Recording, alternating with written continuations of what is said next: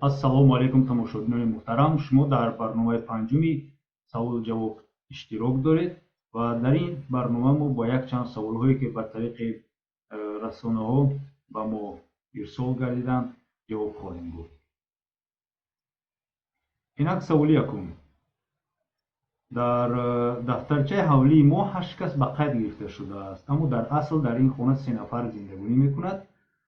оё мо пули партов ё ин ки мусоро барои ҳамин 8 кас диҳем ё ин ки барои 3 касе ки дар асл дар ин манзил зиндагонӣ мекунад? ҷавоби чунин савол чунин аст ки дар қонуни ҷумҳурии Тоҷикистон дар бораи партовҳои истеҳсолӣ ва истеъмолӣ оварда шудааст ки интиқоли партов ва нобуд кардани он, бурдани он, безарар гардондани он ин шартномаи ҷамъиятӣ аст. яъне ки ҳангоме ки аллакай ки шумо соҳиби манзили истиқоматӣ шудед, шумо бо муассисаи давлатие ки ба ин фаъолият машғул аст, бо интиқол, безарар гардондани партовҳои истеъмолӣ ва ё истеҳсолии шумо гӯё шартномаи ҷамъиятӣ аллакай баста шудааст ва шумо мутобиқи қонунгузории ҷумҳурии Тоҷикистон аз рӯи он нафаре ки шахсоне ки дар ин манзил истиқомат мекунанд ба қайд гирифта шудаанд бояд маблағро ситонед. аз ин лиҳоз шумо бояд ки аз рӯи қонун аз рӯи он 8 нафаре ки дар қайди ҳамин манзили истиқомат мекунанд ба қайд гирифта шудаанд бояд ки партовҳоро ситонед. чунин аст талаботи қонун. саволи дуюм чунин аст. ба тамоми кӯчаҳои мо оби гарм гузаронданд ва ҳамаи роҳҳоро канда партофтанд. мо пули обгузарониро одамон додем. 1 сол мешавад ки роҳро ҳеҷ кас таъмир карда наистодааст. ин масъулият ба дӯши кӣ аст? мо барои асфалтпӯш кардани роҳҳо маблағ надорем.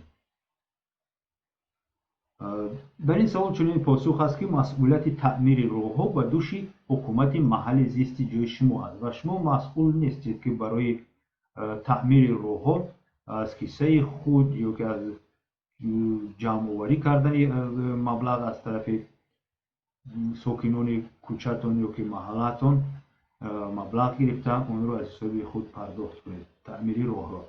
ин бар дӯши ҳокимияти маҳаллии ҷои истиқомати шумо аст. барои ин кор ислоҳ шудан шумо ҳатман бо ариза ба ҳокимияти маҳалли зисти худ бояд муроҷиат кунед ва ин ҳолатро нишон диҳед. ҳатман он роҳҳои кандашуда ва таъмирталабро расм гирифта пешниҳод кунед ва инро агар дар расонаҳои иҷтимоӣ ин хабарро расонавӣ кунед, пайгирӣ кунед, ман боварӣ дорам ки ҳарчи тезтар ин масъала ҳалли худро меёбад ва масъулин барои бемасъулиятиву сарфакорона истифода набурдани он масъулаи сохтмоне ки аллакай ба фикри ман барои таъмири инро ҷудо шудагӣ буд хабарҳо паҳн нашуданд, ҳарчи тезтар ин масъаларо баррасӣ мекунанд ва роҳро дар муддати кӯтоҳ таъмир мекунанд. барои ҳамин муроҷиат кунед, муроҷиати худро расонавӣ кунед ва ин қазияро пайгирӣ кунед. саволи дигар чунин аст ки ҳангоме ки ман дар нақлиёти мусофиркаши маршрутка шиштанӣ будам, нисбати ман дағалӣ аз тарафи кондуктори он маршрутка шуд ва ман дағалӣ ӯро сабт кардам. чӣ тавр ба ман ҳуҷум кардану нияти маро заданро сабт кардам. ман дар ҳамин ҳолат чӣ кор метавонам карда? шумо метавонед ки ба ҷои кори ин кондуктор, агар шумо рақами он маршруткаро дошта бошед, рақами қайди давлатиашро дошта бошед, ба ҷои кори ин кондуктор муроҷиат кунед ё ки ба милитсия бо пешниҳоди ҳамон наворҳое ки шумо доред муроҷиат кунед оиди ҷазо додани ин ашхос. чунки дар кӯча, дар байни аҳолӣ, дар рӯзи рӯшод, дар ҳақорат кардан, истифода бурдани зӯроварӣ, ин аллакай як таркиби ҷинояти авбошӣ аст ё ин ки таркиби ҳуқуқвайронкунии маъмурӣ майда авбошӣ аст ки барои ин мутобиқи қонунгузории ҷумҳурии Тоҷикистон ҷазоҳои мухталиф аз маҳрум кардан аз озодӣ то ҷарима пешниҳод карда шудааст. саволи навбатӣ чунин аст: ман нияти шавҳар кардан дорам, вале шавҳаршавандаи ман аллакай зан дорад. ман агар ки шавҳар кунаму кӯдакҳои ман оё имконияти пагоҳ фамилияи шавҳарамро гиранд доранд ё ки не? ба ин савол Кодекси Оилаи Ҷумҳурии Тоҷикистон ва қонун дар бораи бақайдгирии ҳолатҳои асноди шаҳрвандӣ дар Ҷумҳурии Тоҷикистон ҷавоби пурра дода метавонад. мо дар кӯтоҳ гуфта метавонем, ки мутобиқи моддаи 58 Кодекси Оилаи Ҷумҳурии Тоҷикистон ҳар як кӯдак, новобаста аз оне ки байни падар ва модари ӯ ягон муносибати ба қайд гирифтаи давлатии зану шавҳарӣ вуҷуд дорад ё ки не, яъне ки байни онҳо ЗАГС ҳаст ё нест, ҳуқуқ ба ном фамилияи падари худро дорад. дар ин ягон мамнуият вуҷуд надорад ва новобаста аз оне ки байни шумо ЗАГС баста шудааст ё ки не, зани дуюм, сеюм, чорум ё ки чандуме ки шумо бошед набошед, фарзанди шумо 100% ҳуқуқи гирифтани ном ва фамилияи падарашро дорад. дар ин қонунгузор ягон мамнуият намедиҳад, дар инҷо ягон ҷазо ҳам нест.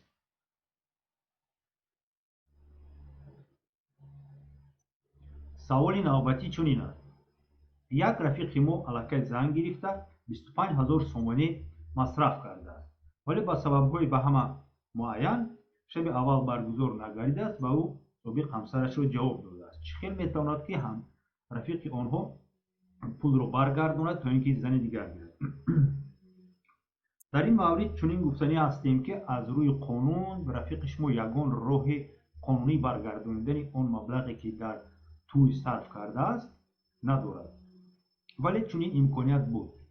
агар дар асоси талаботҳои Кодекси Оилаи Ҷумҳурии Тоҷикистон рафиқи шумо пеш аз зангирӣ, пеш аз бастани ақди никоҳ шартномаи никоҳ бо ҳамсари худ мебаст ва якчанд ҳолатҳое ки дар оянда дар ҳаёт рух медиҳанд ва оқибатҳои онҳоро дар шартномаи ақди никоҳ онҳо қайд мекарданд, дарҷ мекарданд, имконияти баргардонидани чунин маблағҳоро дошт. вале дар ҳолати ҳозира чунин имконият умуман вуҷуд надорад, агар чунин шартнома басташудагӣ набошад. чунки он маблағе ки рафиқи шумо сарф кардааст, ихтиёран сарф кардааст, аз тарафи худаш, касе ӯро маҷбур ҳам кардагӣ нест. барои сарф кардани он ягон муносибати шартномавӣ ба тарафи муқобил, яъне ба тарафи оилаи собиқ ҳамсараш ё ки худи ҳамсараш, байни онҳо ягон шартномаи муомила, ягон басташудагӣ нест ва аз ин лиҳоз касе ҳам вазифадор нест ки он маблағе ки ин ашхос барои хурсандии худ, барои хурсандии хештабораш, барои зиёфати рафиқонаш, ҳамсинфонаш, ҳамкурсонаш, ҳамсояҳояш додааст, касе он маблағро баргардонида диҳад. аз ин ҷиҳат ягон роҳи қонунӣ баргардонидани ин маблағ нест. фақат як роҳ, ин роҳи маслиҳат, мусолиҳа бо тарафи собиқ ҳамсарашон аст. саволи навбатӣ аз видеоблогере омадааст ва мо ба он чунин мазмун дорад: вақте ки ман интернет ба видео мекунам, садҳо нафар мардум дар камераи ман меғалтанд. ҳамин одамо метавонанд ки нисбати ман ариза ва ё даъво кунанд ки сурати манро паҳн накун. бояд гуфт ки дар бораи паҳн накардани сурат, паҳн накардани видео, тасвири шахсӣ ва умуман ҳуқуқ ба тасвири шахсӣ дар Кодекси гражданӣ оварда шудааст. ин моддаи 176 Кодекси гражданӣ аст ва мазмуни он тақрибан чунин аст, ки ҳеҷ кас ҳуқуқ надорад бе ризояти ягон кас тасвири ӯро истифода барад, паҳн кунад, истифода барад, нашр намуданд, мисол нусха бардоштан, паҳн кардани асари тасвирӣ. дар ин ҷо асари тасвирӣ гуфта расмро дар назар доранд, сурати фотографиро дар назар доранд, кинофилм ва ғайро, танҳо бо розигӣ ҳамин ашхос ё ин ки ворисони ҳамин ашхос дар ҳолати фавти он иҷозат аст. дар мавриде ки шумо мегӯед, ман фикр мекунам, агар шумо махсус рафта ин ашхосро аз пеш расм гиред ё ки рафтору кирдори онҳоро сабт кунед, дар ин ҳолат шумо вазифадор ҳастед ки аз онҳо иҷозати паҳн кардани чунин наворо пурсед. вале вақте ки шумо худатонро сабт мекунед, селфи мекунед, ягон баромад мекунед ва дар ин маврид он ашхос тасодуфан дар кадр медоранд, вақте ки шумо ягон манзараи варзиширо сабт мекунед, манзараи таърихиро, архитектураро сабт мекунед, табиатро сабт мекунед ва дар он ҷо ашхосе медарояд, дар ин ҷо шарт ва зарурат нест ки пеши ҳар як ашхос рафта иҷозати гирифтани иҷозати онҳоро кунед. вале ин ашхос ҳуқуқи аз шумо талаб кардани он ки сабти онҳо рӯи онҳо пӯшида шавад дар ҳама ҳолат доранд. қонун ин ҳуқуқро аз онҳо нагирифтааст. дар он маврид шумо метавонед ки бо онҳо маслиҳат кунед, дар он маврид метавонед ки шумо ҳуқуқҳои худро, ҳуқуқҳои асари худро ки дар натиҷаи пӯшондани масалан рӯи онҳо навор сифаташ паст мешавад, ба суд муроҷиат кунед ки ин масъалаи шумо ба тариқи судӣ дида шавад. ё ин ки метавонед таклифи он одамро қабул карда тасвири он одамро хира кунед ё ин ки нобуд кунед. ин буд ҷавоб ба саволи блогер оиди иҷозати истифодаи симои дигар ашхос дар видеоҳои худ. саволи охирон ки ба мо расидааст ва мехостем ҳамин рӯз бо ҷавоб додани он барномаро ба итмом расонем чунин аст. агар андози ҳавлӣ насупорида бошад ва дар тӯли 5 сол ин андозро иҷоранишини манзили истиқоматӣ аз ҳисоби худ супорад, оё хона аз ин ашхос мешавад ё ин ки не? албатта не. асосҳои ба миён омадани ҳуқуқи моликият ба хона ё ин ки квартираро дар кодекси манзил дар модда 111 оварда шудааст ва дар он пардохт кардани хароҷотҳои коммуналӣ аз тарафи иҷорагир чун сабаби пайдо шудани ҳуқуқ ба моликият новобаста аз оне ки вай 5 сол ин маблағро месупорад, 100 сол месупорад оварда шудагӣ нест. ягона сабабҳое ки иҷорагир метавонад ки соҳиби манзиле ки дар он иҷора нишастааст шавад, ин хариду фурӯш аст, ё ин ки агар соҳиби манзил ин манзилро ба ӯ туҳфа кунад. тамом, дигар ягон шарт ва шароите дигар вуҷуд надорад ки иҷорагир барои пардохт кардани хароҷотҳои коммуналӣ аз ҳисоби соҳиби аз номи соҳиби манзил соҳиби ҳамин манзил шавад. ин нодуруст мебошад. барои ҳамин ҷавоби саволи шумо чунин аст ки агар иҷоранишини шумо дар ҳолатҳои ба мо номаълум ба фикрам ягон ҳуҷҷате қалбакӣ тартиб дода ва ба шумо онро асоснок карда бошад ки дар натиҷаи пардохт кардани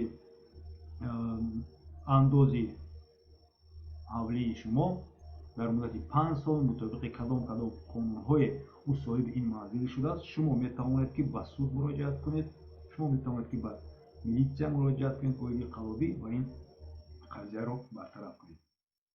ягон кас бе иҷозати шумо манзили шуморо бегона кардан ҳуқуқ надорад. фақат шумо метавонед фурӯшед, туҳфа кунед ё ин ки дигар муомилоте ки бо ихтиёри шумо мегузарад кунед.